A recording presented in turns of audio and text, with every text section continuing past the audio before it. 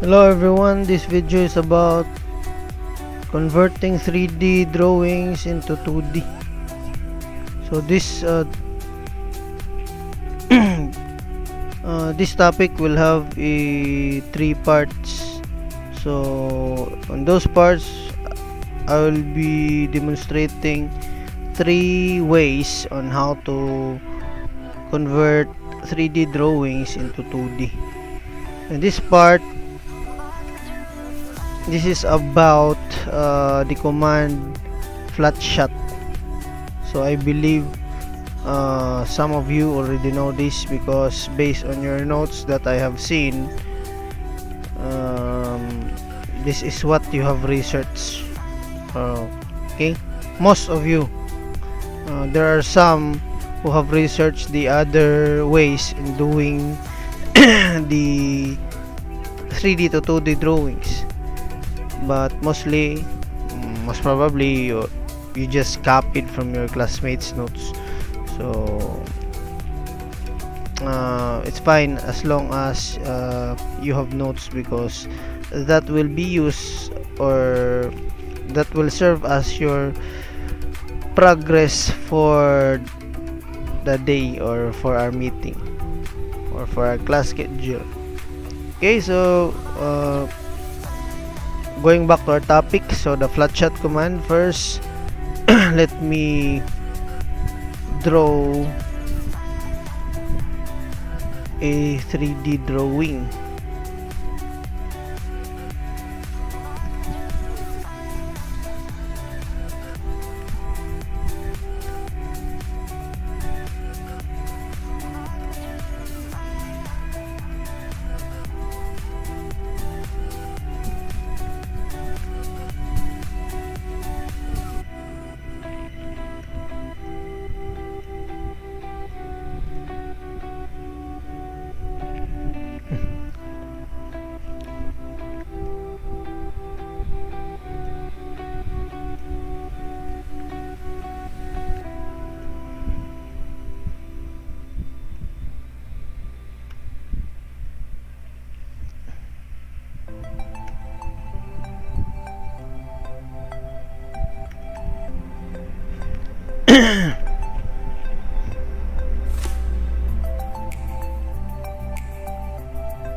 Okay, this will do.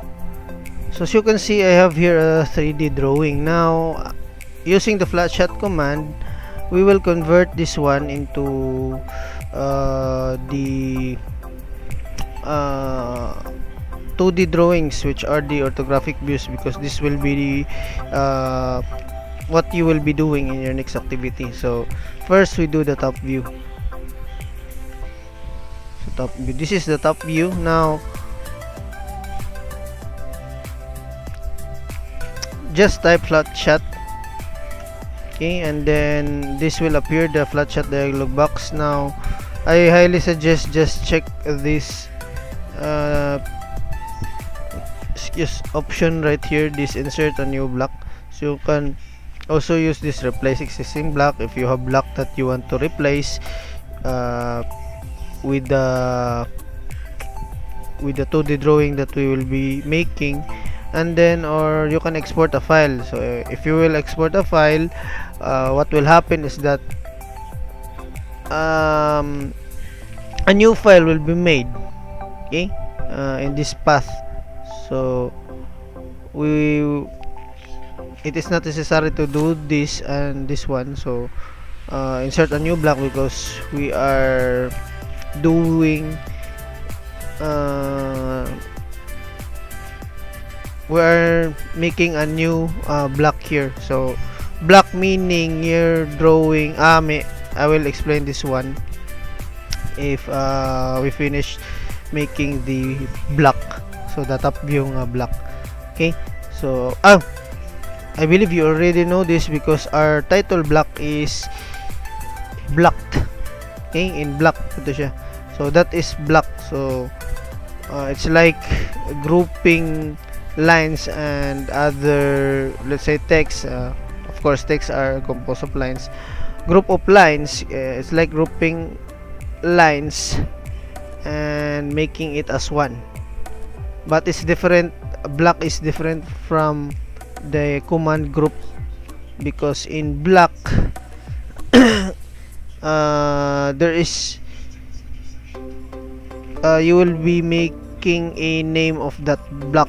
So just like this one, if you want to replace a block, you can replace it, or you can rename it, and then you can also insert a block whenever you want, as long as it is not deleted in the internal of your file. Okay, so that's how a block works, while the group, it's like just grouping the lines in your drawing. So that's it. So you cannot insert that one. Let's say for example you have deleted a group of lines, you will not be able to automatically make it again using the insert command. Okay, so maybe I will just show you later. So just select this one, and then this foreground lines, this is the visible lines. Of course, the line type of this is continuous. You can change this color, just change to by layer, as well as this one by layer. And then obscured lines, those are the hidden lines. Of course, you will be showing that in our orthographic view. And then yes, if you set this one into hidden. What else? This include tangential edges. As you can see right here, I will just cancel for a while to explain the tangential edges. So these lines that you're seeing in this fillet are the tangential edges. Okay, so you will be showing this one in our orthographic drawing, but not in our pictorial drawing, which will be the isometric drawing. Okay, so I will be sending you a sample output, and that will be the basis of your output as well. Okay, so Auto standard. Now going back, top view. So again, let's make the flat shot, or let's make the top view using the flat shot command, and then create. So as you can see right here, it is already created there. And okay. Balik na to ando sa okay, create, just click and then just enter. So this is the top view. As you can see right here,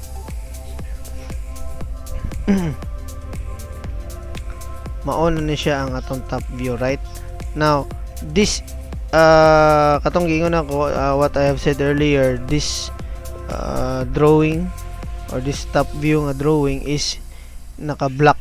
So the name of this block, you can click this one and then see the properties. As you can see, this is the automatic property that was assigned in this one. So of course, if you want, let's say for example, our title block, if you have noticed, naka-block mo to siya. The title of that, or that, sorry, the name of that block is title block. So this one, the AutoCAD automatically name this one into this name. So of course, you can rename that one. So whether a rename, let's say rename, enter, and then find the block that you want to rename. Okay, so kana, I don't know unsa gito, basta yan. Sige, ako na lang sa lain pa. Okay, kabalo mo man B9D rename B9D, this one. So let's say for example, top view. Okay, so if you click it again, top view na yung ngalan niya. Okay, so that's it. Now, because this is black, you won't be able to edit this one, the line weights, the colors, one by one. So the lines, you can use the command bedit or block edit, or maybe, or you can also use the ref edit,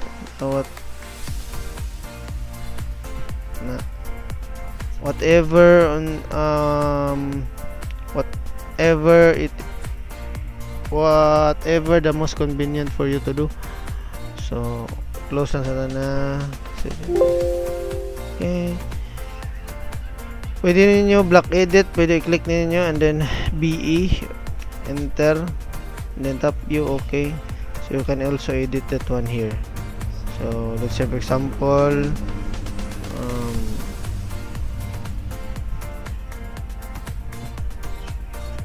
let's say you change the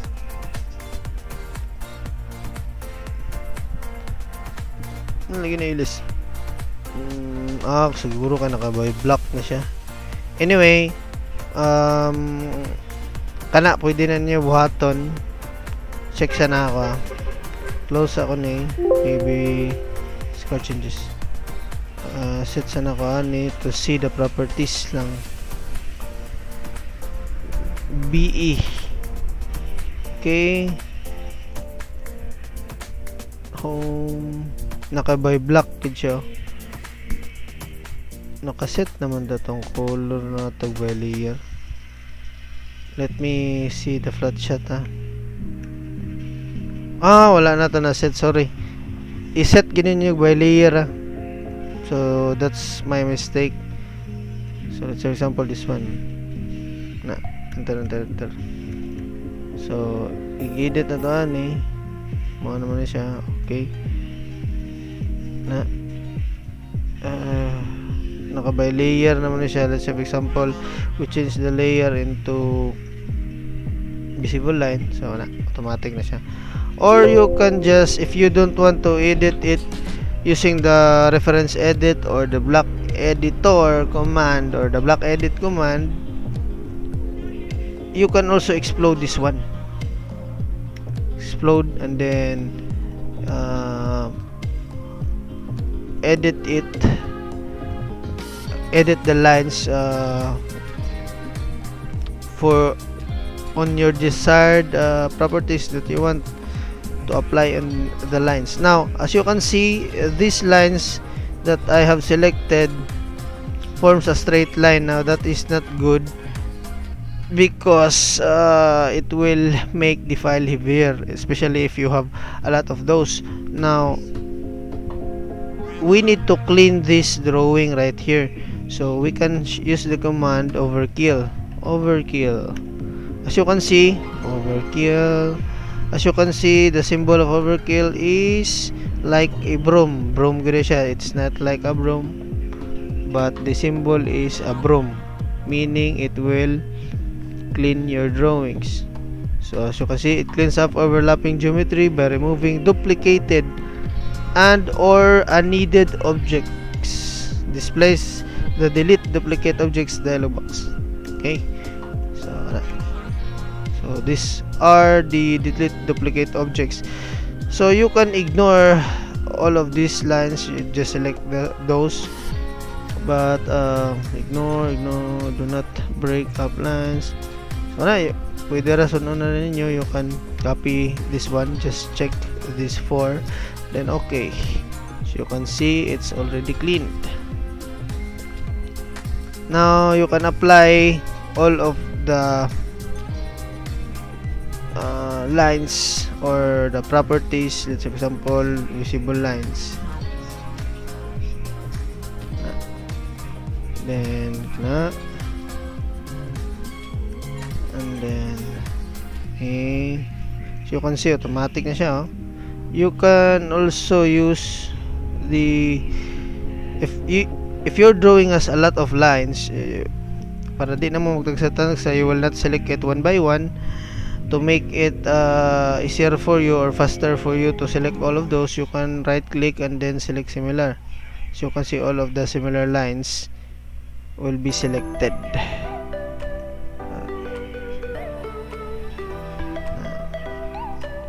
Hidden.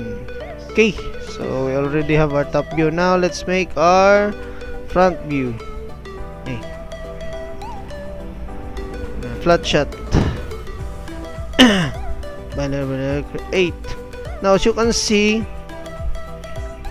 not like the previous view that we have made, nakita gid nato yung forma, or we have seen the form of the view or the object, the form of the object with regards to its view.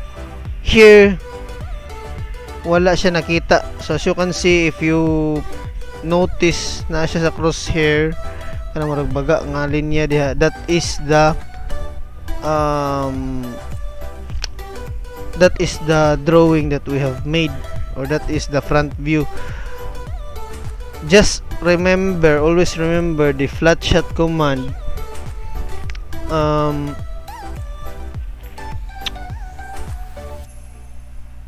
Ang flat shot command, ighimo na to. If we do the flat shot command, the object that we have made, or the drawing that we have made, the 2D drawing that we have made, will lie on the XY axis.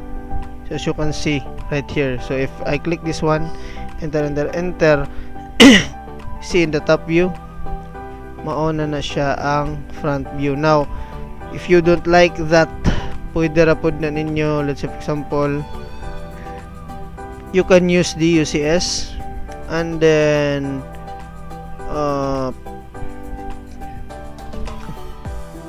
view. So if you use top view naman siya, diba? So if you will use the flat shot command, create, mao na ba ni makita nato. But depende ra po ninyo, but of course ang atong button is sa top view ron po na tanan.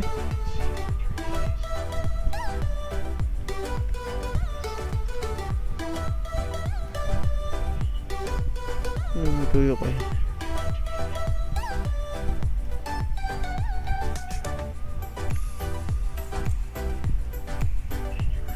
Hindi siya. Ano na eh. Ano siguro natabuan ng dili maayo.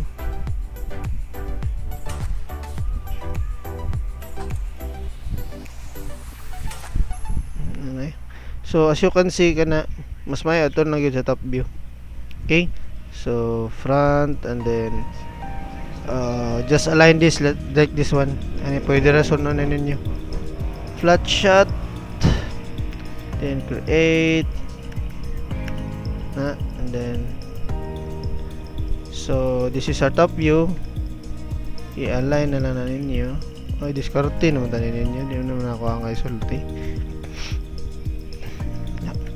Then the right side view. So that's how you use that's how we use the command flat shot. So for the next video, I will be discussing to you other way on how to make 3D to 2D drawings. So stay tuned. So that will be the part 2. So I hope you learned something from this one. Of course, maka-learn yun mo, but I hope you learn something valuable. And that ends my video. See you in the next one. Bye.